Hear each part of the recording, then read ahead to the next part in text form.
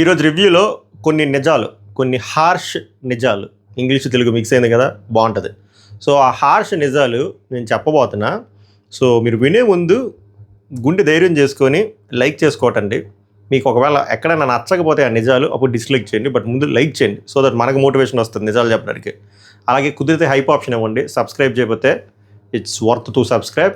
క్యా hey my reviews. So welcome to my reviews. मेरा नाम పవన్ है and welcome to Sunday episode review. Sunday episode review ఎలా ఉందరా అంటే, ఎలాగో యాజ్ ఎక్స్పెక్టెడ్ లాగలానే ఉంది. కానీ నేను ఒక పాయింట్ చెప్తా చూడండి, కన్విన్స్ అవుతారు. మన ఛానల్ ఫస్ట్ నుంచి చూస్తున్న వాళ్ళు, అట్లీస్ట్ సీజన్ 9 ఫస్ట్ నుంచి చూసిన వాళ్ళకి అర్థమవుతుంది. నేను చాలా ఆనెస్ట్గా చెప్తా, ఈ సీజన్లో ఎక్కువ మెజారిటీ పర్సెంట్ ఎక్కువ ఒక పర్సన్ ఆట నాకు నచ్చలేదు, ఒక పర్సన్ని క్రిటిసైజ్ చేశానరా అంటే రైట్ ఫ్రమ్ డే 1 ఒక 10లో 9 సార్లు క్రిటిసైజ్ చేసి ఉంటాను ఈ వ్యక్తిని. ఎవర్రా అంటే బర్నీ. అలాంటి బర్నీ గారిని ఇప్పుడు చూస్తుంటే జాలి అనిపిస్తుంది, ఇంకా చెప్పాలంటే బాధేస్తుంది. ఎలాంటి పర్సన్ ఎలా వచ్చాడు, ఎలా మారాడు, ఎలా ఎలిమినేట్ అయ్యాడు, మళ్ళీ ఎలా వచ్చాడు, మళ్ళీ ఇప్పుడు ఎలాంటి సిచ్యువేషన్లోకి వచ్చాడంటే, ఎప్పుడు ఆ వ్యక్తి చెయ్యి ఇలా ఉండేది అందరికీ హెల్ప్ చేసేటట్టు. అది తనూజ అయినా సరే, దివ్య అయినా సరే, రాము అయినా సరే, ఎమాన్యుల్ అయినా సరే, కళ్యాణ్ అయినా సరే, డిమాండ్ పవన్ అయినా సరే, రితు అయినా సరే, హౌస్లో ప్రతి ఒక్కరికి ఏదో ఒక పాయింట్ ఆఫ్ టైంలో ఆయన హెల్ప్ చేస్తూనే ఉన్నాడు. చివరికి ఏం మిగిలింది, ఎగ్జిట్ అయిపోయి ఇప్పుడు ఎలాంటి సిచ్యువేషన్లోకి వచ్చాడంటే, ఈ బాండ్స్ అనే చిక్కుముడిలో పడిపోయి ఎండ్ ఆఫ్ ద డే ఆయన ఫెచ్చింగ్ ఏమి ఉండట్లేదు, మిగిలిన వాళ్ళకి ఫెచ్చింగ్ ఉంటుంది. కానీ ఇలా ఉన్న ఇలాగెళ్ళి అమ్మ నాకు ఆ పవర్ యూజ్ చేస్తావా అంటే నాకే నిజంగా చాలా బాధ అనిపించింది. ఎందుకు మీకు ఇంత క్లియర్గా చెప్తున్నానంటే, నాకు ఆయన ఆట తీరు నచ్చలేదు, చాలాసార్లు విమర్శించాను, తిట్టాను కూడా. అలాంటిది నాకే అంత కలిగించిందిరా అంటే బర్నీ గారి ఫ్యాన్స్ పరిస్థితి ఏంటో చూడండి, ఆలోచించండి. ఆయన ఈ సిచ్యువేషన్లో రావడానికి రీజన్స్ ఏంటి? రీజన్స్ ఎవ్వరూ కాదు, తనుజ కాదు, దివ్య కాదు, బిగ్ బాస్ కాదు, ఎవరో కాదు, ఆయనకి ఈ సిచ్యువేషన్ క్రియేట్ చేసుకునేది ఆయనే. సో ఆయన మారాలి అంటే బలంగా ఆయన అనుకుంటేనే ఇప్పుడు మారగలడు. ఇప్పుడు ఈ చెయ్య ఇలా అయిపోయింది, అది మళ్ళీ ఇలా రావక్కర్లేదు. ఇలా అవ్వాలి అంటే ఆయన గురించే స్టాండ్ తీసుకొని ఆయన ఆటే ఆడుకుంటూ ఎటువంటి రిలేషన్షిప్స్ పెట్టుకోకుండా ఒకరమే వచ్చాం, ఒకరమే పుడతాం, సస్తాం, పోతాం, అలాగే అన్నట్టు కొంపకు ఒకరమే వస్తాం, ఆట ఆడతాం, విన్నర్ లూజ్ డజంట్ మ్యాటర్, మన కోసం మనం ఫైట్ చేసుకొని వెళ్ళిపోవాలి. నేను కోరుకుంటున్నాను అట్లీస్ట్ ఈరోజు నైట్ నుంచి అయినా ఆయన ఇదంతా రెట్రోస్పెక్ట్ చేసుకొని మంచిగా, ఆయనకి స్ట్రెంగ్స్ కొన్ని ఉన్నాయి, ఆ స్ట్రెంగ్స్ మీద ఫోకస్ చేసి ఏవైతే వల్నరబిలిటీస్ ఉన్నాయో వాటిలన్నీ అవాయిడ్ చేసి ముందుకు వెళ్ళాలని కోరుకుంటున్నాను. అంతకుమించి నేను ఎక్కువ అనుకోవట్లేదు. ఎందుకు ఈ ఎంటైర్ జర్నీ నాకు చెప్పాలనిపించింది ఒక 1 or 2 minutesలో. అఫ్కోర్స్ ఇప్పుడు కొంతమంది నన్ను బర్నీ పిఆర్ అంటారు, బర్నీ పేమెంట్ పడింది అంటారు. అందుకే స్టార్టింగే చెప్పా, డే 1 నుంచి ఇప్పుడు వరకు ఎక్కువ క్రిటిసైజ్ చేసిన పర్సన్ నేను నా రివ్యూస్లో బర్నీ గారు. అలాంటిది ఆయన్ని ఈ సిచ్యువేషన్లో చూస్తే నాకు బాధ అనిపించింది. ఎందుకురా అంటే ఆయన హెల్ప్ చేసాడే కానీ పొందలేదు, దానికి పనిష్మెంట్గా ఎలిమినేట్ కూడా అయ్యాడు. తర్వాత ఏదో రీజన్స్తో వచ్చాడు, అది రికమెండేషన్స్ అనుకుంటామా, ఏదో ఒకటి XYZ మనకి అయిపోయింది, డన్ అండ్ డస్టెడ్. వచ్చిన తర్వాత కూడా ఇక్కడికి ఈ సిచ్యువేషన్కి వచ్చాడు, అమ్మ నాకు హెల్ప్ చేస్తావా అది. So it's high time. ఆయనలో క్యాపబిలిటీస్ లేవా అంటే సూపర్గా ఉన్నాయి క్యాపబిలిటీస్. ఇప్పుడు కూడా ఆయన ఆట తీరు మార్చి హౌస్ డైనమిక్స్ మార్చే కెపాసిటీ ఉంది, ఆ క్యాలిబర్ ఉంది, ఆ క్యాపబిలిటీ ఉంది. So I wish he would change from now onwards. So ఎంతమందికి నా అలా అనిపించిందో ఆనెస్ట్గా మీ ఒపీనియన్ని కామెంట్ చేయండి. న్యూట్రల్ ఆడియన్స్ కానీ, బర్నీ గారి ఫ్యాన్స్ కానీ, బర్నీ గారి యాంటీస్ అయినా కానీ మీకు కూడా అలానే అనిపించిందా? జాలి అనిపించింది, ఏదో యాంగిల్లో జాలి అనిపించి ఉంటుంది కదా. ఆయన చూస్తే అరే ఏం చేశాడు రా మనిషి, ఏం చేయలే, అందరికీ హెల్ప్ చేశాడు, చివరికి ఆయన అడుక్కునే స్టేజ్కి వచ్చాడు. Sorry for using this word. ఎందుకు రెట్రోస్పెక్ట్ చేసుకోవాలి? ఎవ్వడు మన కోసం నిలబడ్డు, బయట నిలబడరు, ఈ హౌస్లోనే నిలబడరు.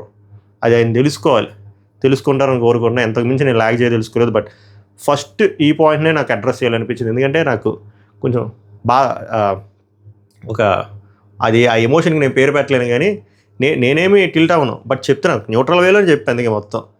ఏమిరా ఎలాంటి పర్సన్ ఎలా అయ్యారా అన్నట్టు అయిపోయింది పాపం. అది అది ఫస్ట్ మెయిన్గా చెప్పాల్సిన పాయింట్.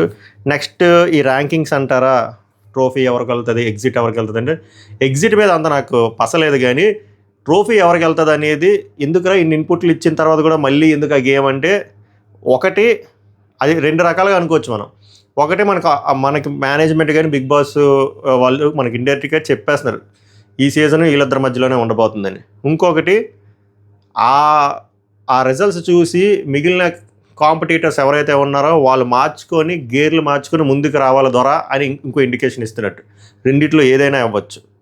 సో మరి ఇంకా మిగిలిన పర్సన్ ఎవరు? కళ్యాణ్ పడాలా మారుతాడా, మారబోతున్నాడా అంటే నెక్స్ట్ వీకే చెప్తుంది. ఇంకా కాలమే చెప్తుంది అలాంటి డైలాగ్ లేని కాలం, అంత టైం లేదు, ఒక్క వారమే ఉంది. నెక్స్ట్ వీక్ తర్వాత ఇంక టైం లేదు మిత్రమా.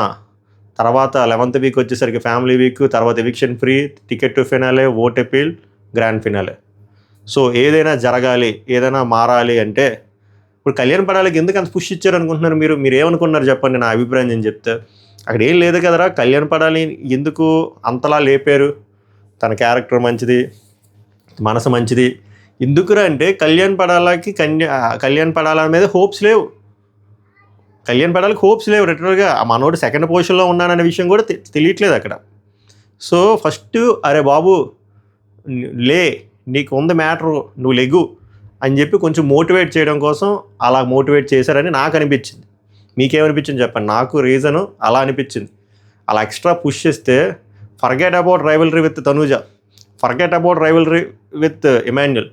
ఫస్ట్ మనోడికి ఆ పాజిటివ్ వైబ్స్ తెప్పించుకోవాలి కదా. అరే బాబు నువ్వు నీలో కూడా మ్యాటర్ ఉంది, నువ్వు చెయ్యరా బాబు, నువ్వు కొన్ని రైవల్రీ వెళ్ళకపోయినా పర్లేదు, నువ్వు ఆడు, బలంగా ఆడు, గట్టిగా ఆడు అని చెప్పడం కోసం అలా చేసినట్టు అనిపించింది నాకు. అందుకు ఆ మోటివేషన్.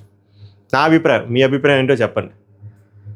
Next 5 Emmanuel, 5 Tanuja. ఇందులో కొత్త ఏముంది? మ్యాటర్ ఏంటంటే అసలు 5 ఇమాన్యుల్ అని ఆల్ పర్స్పెక్టివ్, అక్కడ ఉన్న హౌస్ మేట్స్ పర్స్పెక్టివ్, వాళ్ళు వచ్చిన పాయింట్ ఆఫ్ టైంలో అలా ఉంది. ఇటు అటు అన్నట్టు ఉంది. వైల్డ్ కార్డ్స్ వాళ్ళకి వచ్చిన ఇన్పుట్లు ఇదే అది అని చెప్పి మిక్స్డ్.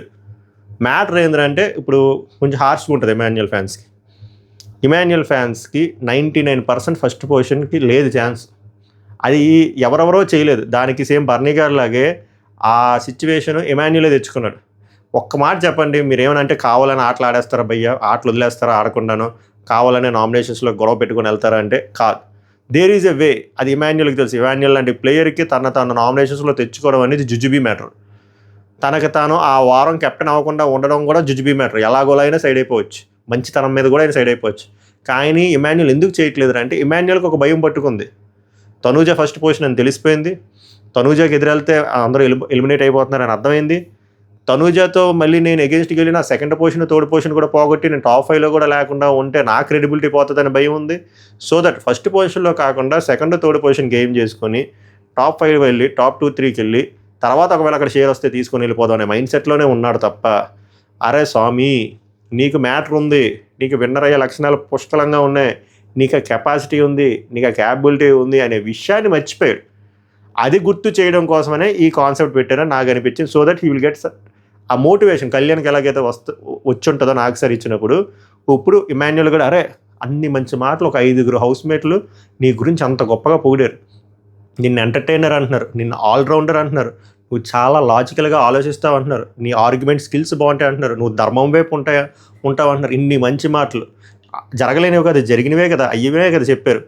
ఇప్పుడు కూడా రైవల్రీకి వెళ్ళట్లేదు అంటున్నారు, సేఫ్గా ఆడుతున్నాం అంటున్నారు, అదొకటి మార్చుకుంటున్నారు. సో అరే నాకు ఉంది మ్యాటరు.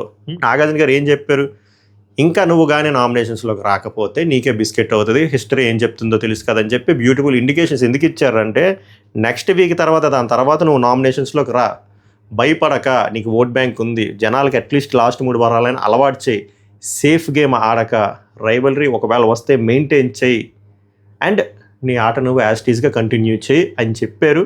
అది ఇమాన్యుయల్ తెలుగు తక్కువ నేను అనుకోవట్లేదు. ఇమాన్యుయల్కి అది అర్థమైందని నేను భావిస్తున్నాను. ఎంతమంది ఇమాన్యుయల్ ఫ్యాన్స్కి అలా అర్థమైందో లేదో చెప్పండి. ఇప్పుడు చెప్పండి, మీ ఓడు కరెక్ట్ జోన్లో ఉన్నాడా? మీ ఓడు ఇలా వెళ్తే మీకు ఓకేనా? ఇలా వెళ్ళి సెకండ్, థర్డ్ పొజిషన్లో ఉండి ఆ షేర్ తీసుకోవడం బాగుంటుందా, ఫైట్ చేసి ఫస్ట్ పొజిషన్ రాకపోయినా ఫైట్ చేసి సెకండ్ థర్డ్ పొజిషన్కి వెళ్తే ఎలా ఉంటుంది, ఇలా వెళ్తే ఎలా ఉంటుంది నామినేషన్స్ అన్నీ తప్పించుకొని? ఒకసారి మీరు ఆలోచించండి. ఇప్పుడు నేను ఏమైనా అన్నాను అంటే అది షో పర్స్పెక్టివ్లో ఆలోచించి అన్నాను తప్ప ఎవరి మీద నాకు పర్సనల్గా ఉండదు. ఇప్పుడు కళ్యాణ్ని కూడా నేను ఎందుకు తిడతానంటారు అంటే మ్యాటర్ ఉంది, ఫైట్ చేయట్లేదు, మ్యాటర్ ఉంది, సేఫ్ గేమ్ ఆడుతున్నాడు, మ్యాటర్ ఉంది, రైవలరీ వచ్చినా రైవలరీ చేయట్లేదు. ఎందుకురా అంటే జస్ట్ బికాజ్ ఓవర్ హింట్స్ వచ్చేసాయి.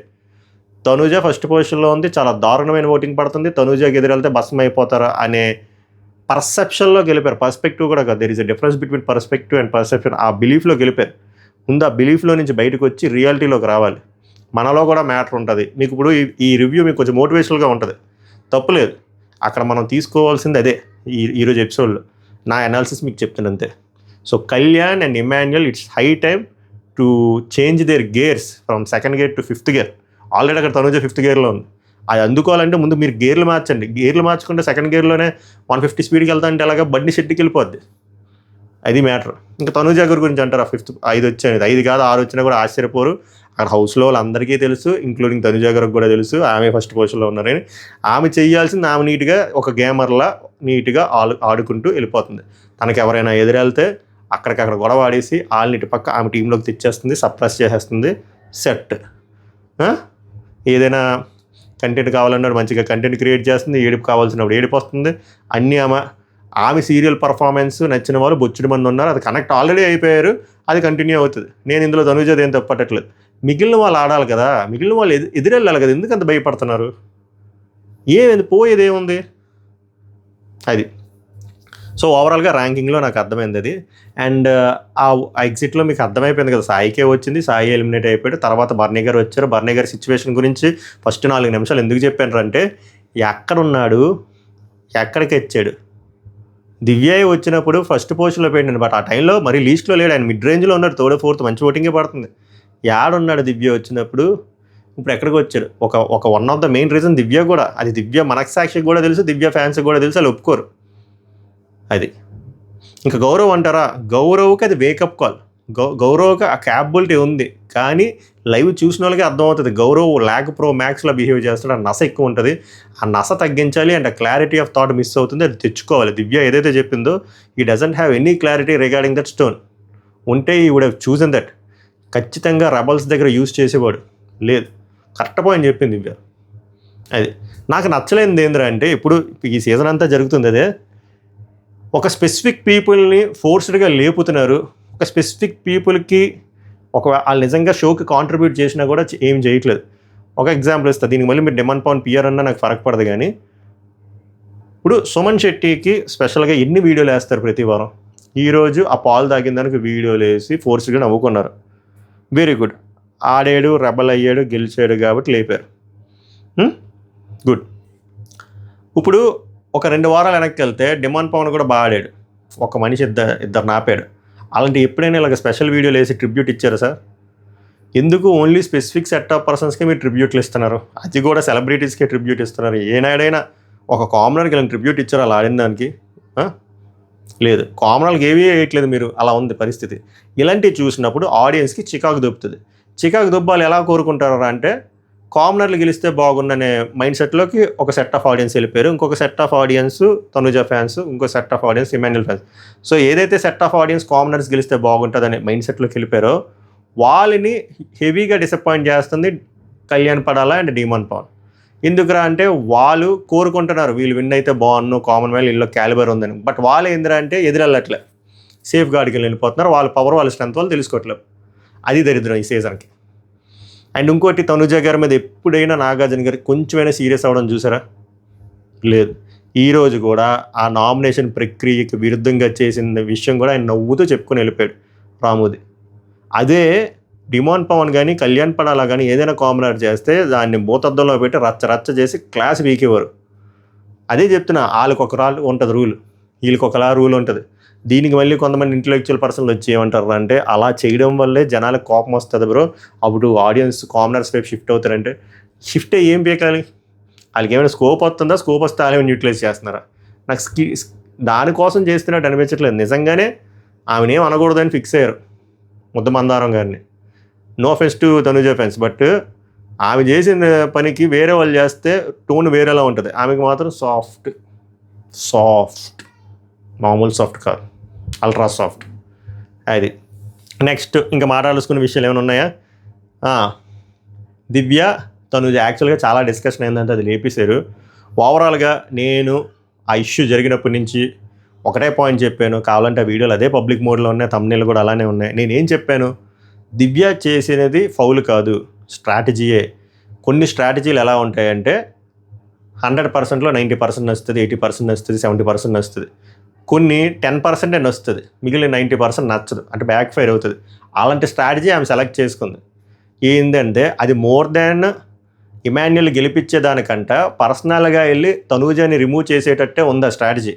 అదే ఆయన అర్థమయ్యేలాగా అన్నిసార్లు మాట్లాడాడు, అన్నిసార్లు వీడియోలు ప్లే చేశాడు. సో అది దివ్య గారి ఫ్యాన్స్ ఒప్పుకున్నా ఒప్పుకోకపోయినా that is the harsh fact. ఆమెకి ఇమాన్యుల్ని చేసేయాలనే ఆరాటం పోరాటం లేదు, సుమన్ శెట్టిని చేసేయాలని ఆరాటం పోరాటం లేదు. ఆమెకి ఆరాటం పోరాటం వల్ల తనూజని ఎలాగైనా లేపియాలి, అండ్ ఛాన్స్ వచ్చినప్పుడు బర్నీ గారిని ఎలాగైనా సేవ్ చేయాలనే ఆరాటం ఉంది తప్ప ఇంకేమీ లేదు. ఆ ఆరాటం పోరాటమే హెచ్డి వీడియోలు వేసి చూపించారు. ఆమెకు అర్థమైంది, నాగార్జున గారు చెప్పారు, నువ్వు నీకోసం విన్ అవ్వడం వేరు, పక్కోనికి తొక్కేసి విన్ అవ్వడం వేరు. అండ్ ఒకసారి మాట ఇచ్చి మాట తప్పడం కూడా రాంగ్ అని చెప్పి ఆమె అర్థమైంది. ఆమె అంత తెలివి తక్కువైన పర్సన్ కాదు, ఆమె కూడా ఒక రివ్యూరే కాబట్టి ఆమె అనాలిసిస్ చేసుకుంటుంది, ఇప్పుడు రెట్రోస్పెక్ట్ కూడా చేసుకుంటుంది. ఓకే, నేను టచ్ చేసిన వైర్ కరెక్టే కానీ కరెక్ట్గా తెంపలేదు, సో ఈసారి కరెక్ట్గా తెంపాలని అర్థం చేసుకుంటారు. ఆమె తనూజతో రైవల్రీ పెట్టుకోవడం వెరీ గుడ్ సైన్. అట్లీస్ట్ అమ్మాయి అయినా డేర్ చేసింది, మిగిలిన వల్ల సేఫ్గా ఆడకుండా అమ్మో ఈ అమ్మాయికి ఓట్ బ్యాంక్ ఉంది, ఈ అమ్మాయికి ఎదురెళ్తే మనకు నెగిటివిటీ వచ్చి మనం ఎలిమినేట్ అయిపోతాం అనే కాకుండా ఎదురెళ్ళింది. ఆ విషయాన్ని మనం ఒప్పుకోవాలి, ఎప్రిషియేట్ చేయాలి. ఎదురెళ్ళే విధానం ఆ స్ట్రాటజీ బక్వాస్గా ఉంది. సో నెక్స్ట్ టైము తనూజకి ఎదురెళ్ళేది న్యాయంగా ఎదురెళ్ళండి, అప్పుడు ఆర్గానిక్గా ఫైట్ ఆ రైవల్రీ తెచ్చుకోండి, మోర్ దాన్ ఒక పర్సనల్గా తీసుకోకుండా. అప్పుడు మీకు కూడా చాలా మద్దతు వస్తుంది జనరల్ ఆడియన్స్ నుంచి. ఇప్పుడు తనూజకి ఎందుకు అంత వచ్చింది, ఎందుకంటే మీరు చేసింది ఎవిడెంట్గా కనబడిపోయాయి చాలాసార్లు. సో దివ్య నిఖిత స్ట్రాటజీ నేను చెప్తున్నాను కదా, ఆమె చేసింది రాంగ్, ఫౌల్ కాదు, స్ట్రాటజీ. ఆ స్ట్రాటజీ మెజారిటీ ఆఫ్ ఆడియన్స్కి నచ్చలేదు, ఎందుకంటే ఫ్లిప్స్ అవుతున్నాయి ప్రతి దగ్గర. బర్నీ గారి విషయం దగ్గర అయినా, ఈమెన్ విషయం దగ్గర అయినా, తనూజ విషయం దగ్గర అయినా, కళ్యాణ్ విషయం దగ్గర అయినా ఫ్లిప్స్ అవుతున్నాయి. ఆమె అంతా కన్విన్స్ చేయడానికి ట్రై చేసినా లాగొద్దు తెగిపోద్దు అన్నట్టే ఉంది. ఈ విషయాన్ని బాగా బ్రేక్ డౌన్ చేసింది ఎవరు అంటే demon Pavan. So demon Pavan అంత నీట్గా బుల్లెట్ పాయింట్లు 1, 2, 3 అంత నీట్గా చెప్పాడు. సో డెమాన్ పవన్కి బుద్ధి బలం కూడా ఉంది, ఫిజికల్ టాస్క్లే కాదు. కానీ డెమాన్ పవన్ అది 100% యూటిలైజ్ చేసుకుంటున్నాడా అంటే 200% యూటిలైజ్ చేసుకోవట్లేదు. దానికి రీజన్స్ మీకు తెలుసు. సో తన ఆట గురించి తను ఆడుకోవాలి, రితుని పక్కన పెట్టాలి. రితు ఆట ఆడుకుంటుంది, తర్వాత డెమాన్ పవన్ వైపు వెళ్తుంది. డెమాన్ పవన్ ఫస్ట్ ప్రియారిటీ రితుకి ఇచ్చుకొని తర్వాత మనోడు పెట్టుకున్నాడు, అదే డిఫరెన్స్. ఇంక అయిపోయి బర్నీ గారైనా, డెమాన్ పవన్ అయినా, కళ్యాణ్ పడాల అయినా, దివ్య నిఖిత ఎలాగో ఆమెకి క్లారిటీ ఉంది. వీళ్ళ గురించి వీళ్ళు ఆడుకుంటే తోపులు అవుతారు. I'm repeating one more time, demon Pawan, Kalyan Padala, బర్నీ గారికి ముగ్గురు పొటెన్షియల్ ప్లేయర్స్. వీళ్ళు ముగ్గురు ఇవే ఎవ్వరు వద్దు, మీ గురించి మీరు ఆడి ధర్మంగా ముందుకెళ్ళండి. షో ఇంకా 6 వారాలు ఉందా సరిపోతుంది, డైనమిక్స్ మారుతుంది, అట్లీస్ట్ ఒక మజా వస్తుంది కోరుకుంటున్నాను నేను మోటివేషన్ తెచ్చుకుంటున్నాను. సో ఓవరాల్గా జరిగింది అది. ఇంకేమైనా మిస్ చేస్తే క్షమించండి, అంతకు మించి ల్యాగ్ చేస్తే ఈ ఎపిసోడ్ ఇంకా వరస్ట్గా ఉంటుంది. సాయి ఎలిమినేట్ అయిపోయాడు, మంచిగా మాట్లాడాడు, స్వచ్ఛమైన తెలుగు మాట్లాడాడు, మ్యాటర్ ఉంది. కానీ అబ్బాయి కూడా అంత సరిగ్గా యూటిలైజ్ చేసుకోలేదు. తనూజకి ఎదురెళ్ళాడు, కళ్యాణ్కి ఎదురెళ్ళాడు, కానీ ఒక క్లారిటీ ఆఫ్ థాట్ లేదు, ఒక ప్రాపర్ జడ్జిమెంట్ లేదు. అందుకే బయటకు వచ్చేసాడు. బ్లూటిక్లో కూడా మంచిగా చెప్పాడు, ఇమాన్యుల్ పెట్టాడు, డెమాన్ పవన్ని పెట్టి మంచిగా చెప్పాడు, డెమాన్ పవన్ ఆడించండ్రా అని కూడా మంచిగా చెప్పాడు. కరెక్టే, మంచి పాయింట్లు చెప్పాడు. ఎక్కడ క్లారిటీ ఆఫ్ థాట్ ఉంది. అండ్ రాంగ్లోకి వచ్చేసరికి నెక్స్ట్ సుమన్ శెట్టిని ఇచ్చాడు. రాంగ్లోకి వచ్చేసరికి భరణి కరెక్టు, రితు కరెక్టు, దివ్య కరెక్టు. ఇక్కడ క్లారిటీ ఆఫ్ థాట్ పనికి వచ్చింది తప్ప హౌస్లో ఉన్నప్పుడు ఉంటే బాగుందని నాకు అనిపించింది. సో నామినేషన్స్ ప్రాసెస్ ఇంకా జరుగుతుందంట. నేను మిడ్ నైట్ ముచ్చట్లు అప్లోడ్ చేసేసరికి 4-5 అవుతుంది తెల్లవారుజామున. ఒకవేళ ఆ టైంకి 10th వీక్ నామినేషన్ లిస్ట్ వస్తే మిడ్ నైట్ ముచ్చట్లో భాగంగానే ఆ లిస్ట్ కూడా చెప్తా. ఒకవేళ రాకపోతే ఇన్స్టాగ్రామ్ లింక్ డిస్క్రిప్షన్లో పెడతా, ఫాలో అవడానికి ట్రై చేయండి. 10,800 మంది చిల్లర ఉంటారు. మై రివ్యూస్ అఫీషియల్ అని చెప్పి బ్లూటిక్ కూడా ఉంటుంది, అక్కడ స్టోరీస్లో పెట్టేస్తాను ఇప్పుడు తెలిస్తే అప్పుడు. సో వీడియో కంటే ముందే వచ్చేస్తుంది. వీడియో ఆబ్వియస్గా చేస్తా, బట్ ముందే పోస్టులు అప్డేట్స్ వచ్చేస్తాయి. అందుకే మీరు అక్కడ ఫాలో అవ్వండి. ఇక్కడ కూడా సబ్స్క్రైబ్ చేయండి, మిడ్ నైట్ ముచ్చట్లు వస్తే. బర్నీ గారు ఆల్రెడీ పేతాస్ మోడ్లో ఉన్నారు. చూద్దాం ఆయన గేమ్ ఎలా ఉంటుందో, ఆయన మూవ్స్ ఎలా ఉంటాయో. Let's hope for the best. అది ఈరోజు ఎపిసోడ్. ఇంతకు మించి మనం మాట్లాడడానికి లేదు. నేను గుట్టలు చించుకొని మాట్లాడేంత కూడా అక్కడ లేదు. లేకుండా చించుకుంటే మీకు చిరాకు దొబ్బుద్ది. నెక్స్ట్ వీడియోలో వెళ్దాం. సభకు నమస్కారం. ధన్యవాదాలు.